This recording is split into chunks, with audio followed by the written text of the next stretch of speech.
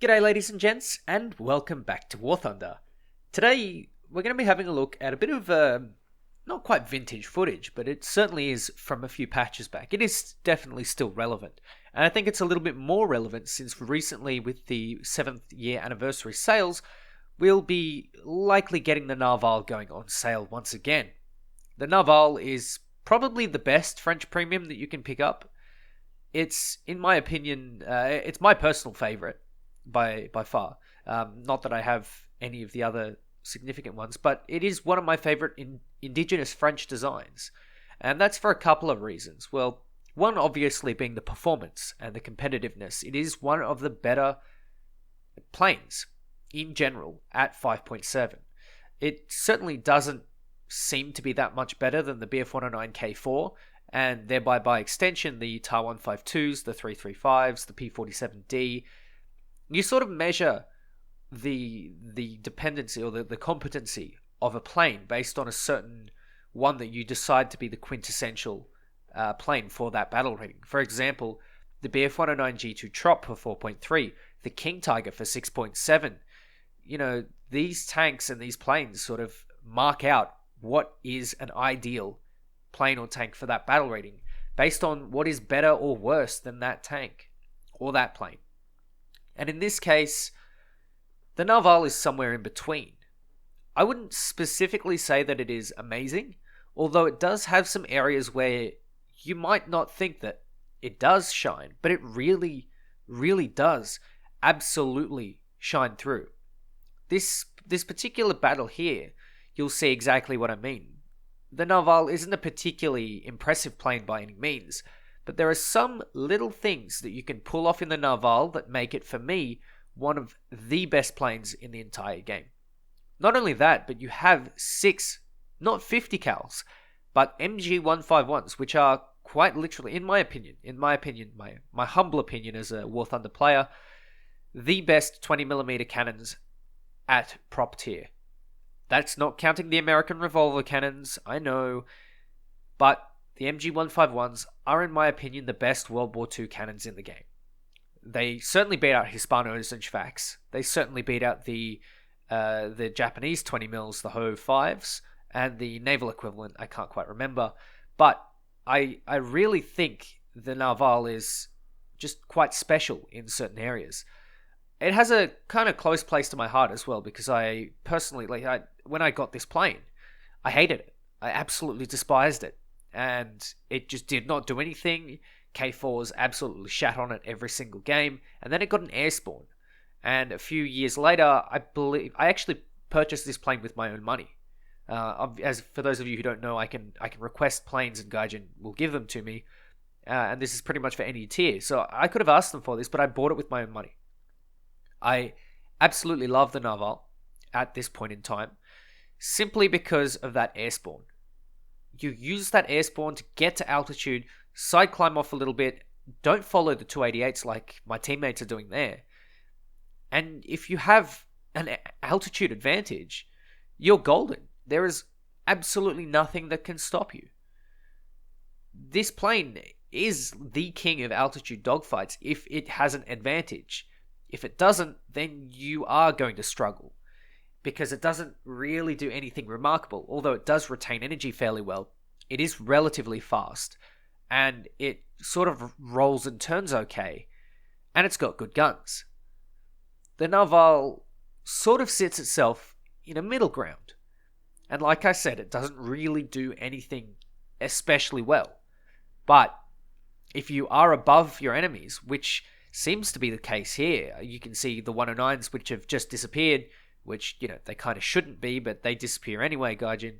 Please, I beg you, give us the old spotting system back. It was better. Much better. But regardless, I'm going to turn into him. I'm going to turn in towards the enemy fighters, because I can see that there's a little bit of a furball hanging around at low altitude. And this is extremely rare. You would expect that most teams would climb, especially at battle rating 5.7, where TARs have an air spawn. 109s can climb really well. The 335s get themselves an air spawn. And you can see me looking away to the enemy airfield to see if there is anyone who has decided to continue side climbing. Because I just simply don't believe it. I'm looking at the team list to make sure that there is no one with 0 points. And you can see there are 4 people. And I'm making the decision whether or not I should go down and save my team, basically. And lo and behold, I end up making that decision. I go down because I can see my team is starting to get slaughtered. There's no one around them. I need to go and help them. Otherwise, I am going to be it. And I cannot afford for that to happen. I need to be able to save at least someone. And you can see it pretty much just didn't happen. It really didn't happen. You can see that they all just died because allied teams are that's what they'll do. That is exactly what they'll do. But TAR 152 pitching up, quick kill, easy. What I'm going to do now is that I have a lot of speed and no altitude.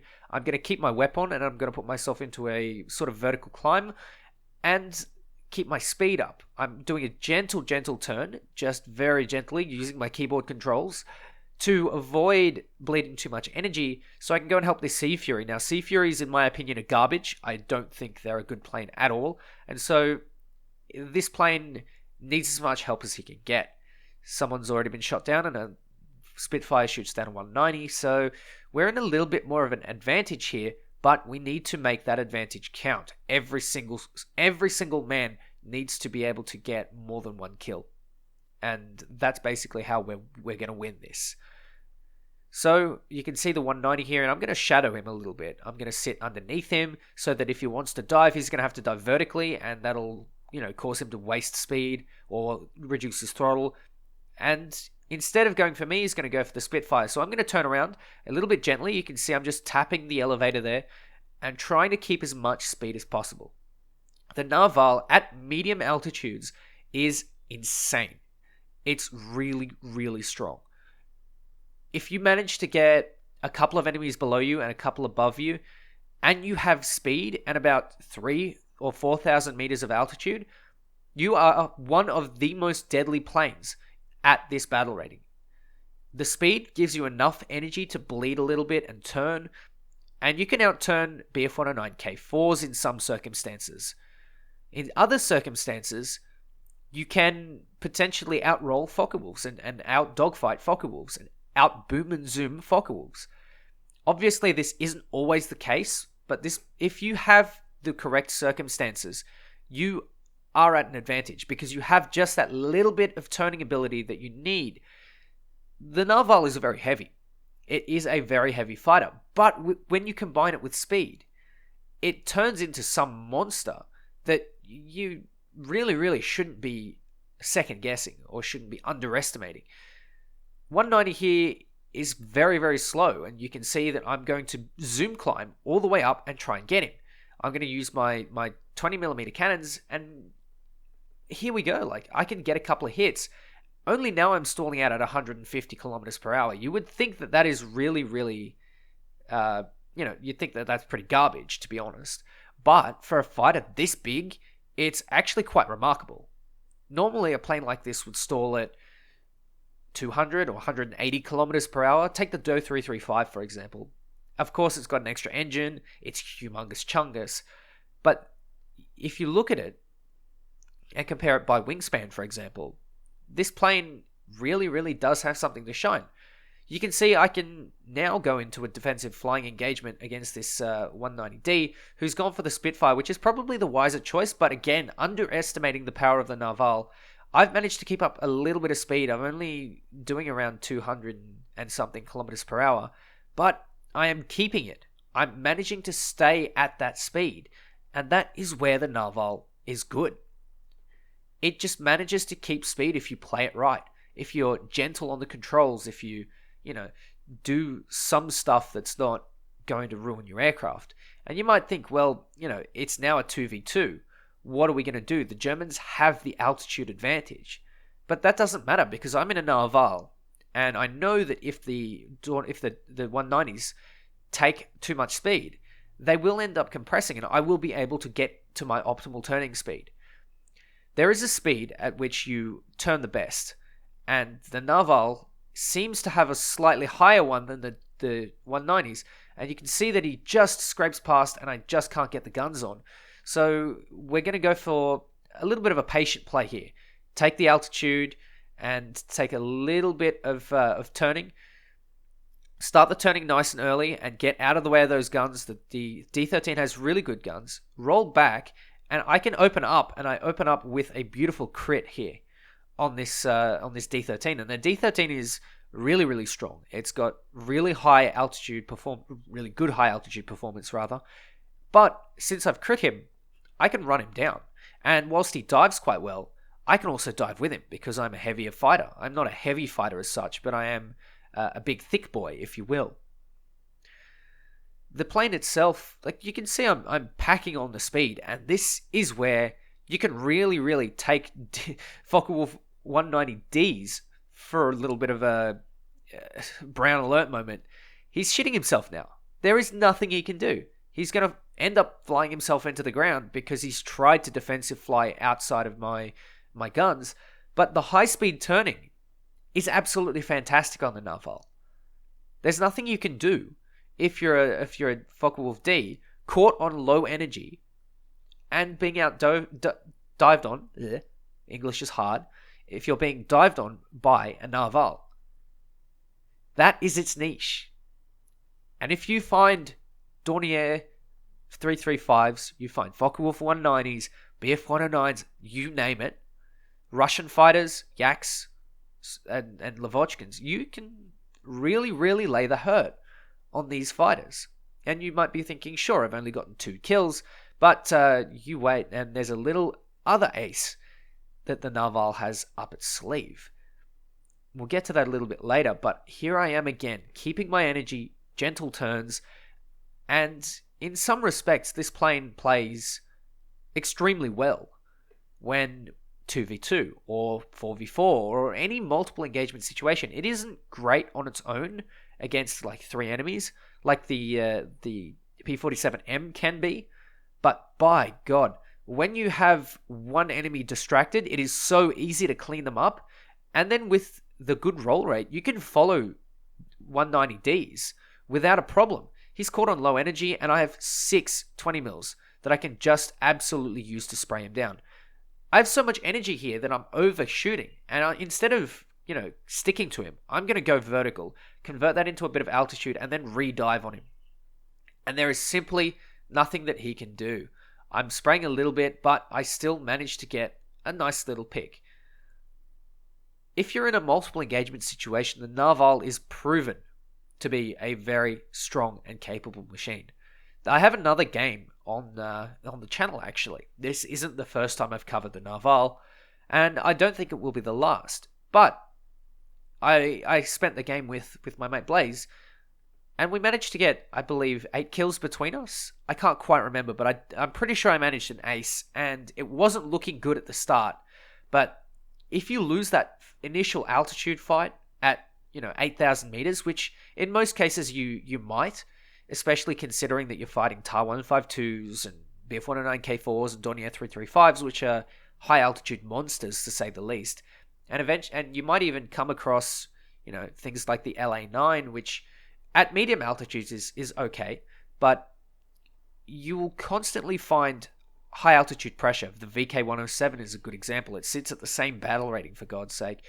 There are so many planes that you will potentially lose a high altitude engagement to that force you to go a little bit further down. And when you get to that 4,000, maybe 3,000 meter engagement altitude, you end up really just pulling horsepower out of nowhere. And it's really, really crazy how good this thing can be in those situations. It doesn't get the energy back really easily, but it dives so well, and its handling at that high speed is formidable. The plane, I love it. I personally really like the playstyle. It might also be because I quite like the P63, and the engine is in a similar position, and it just has a different feel to it. I can't quite put my finger on it. It's sort of on the tip of my tongue, but I can't quite tell what the engine placement makes on this plane. I genuinely can't put it into words, but the way it flies is totally different to a regular prop. it doesn't have that sort of heavy weight on the nose, and I think of it kind of like a seesaw. It's like if you put a big heavy weight on the nose, and then you try and push from the back, which is where the elevators are. It seems like it would be a little bit harder, but it feels, at least from the way I fly, that it feels easier. And then when you have a nose mounted, an engine mounted or a fuselage mounted propeller, like you have on the Narval, like you have on the P63, it feels like it's harder at first, but gets easier and easier as time goes by. So, for example, if you start your turns a lot easier, it becomes easier to evade things. Granted, of course, you have to switch it up. But the last thing I wanted to discuss with the Narval is the guns, of course. And you might think, well, 288, you're dead, you're asking for it. But no, not at all.